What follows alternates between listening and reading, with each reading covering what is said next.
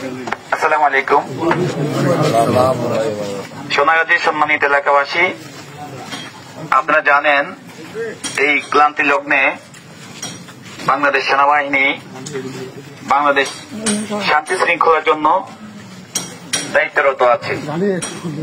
এর ধারাবাহিকতায় আপনাদের এলাকা বা আপনাদের প্রতিবেশী কেউ যদি কোনো প্রকার লুটতরাজ, ভাঙচুর, অগ্নিসংযোগ এবং বিভিন্ন প্রকারের হুমকি দামকি যদি দিয়ে থাকে এবং আপনাদের পাশে যারা সংখ্যালঘু আছে তাদেরকে কোনো প্রকার উচ্ছেদ বা হুমকি এবং তাদের ঘর বা বিভিন্ন জিনিস উচ্ছেদ করার কোনো পরিকল্পনা করে, দয়া করে আপনারা আমাদেরকে অবগত করবেন।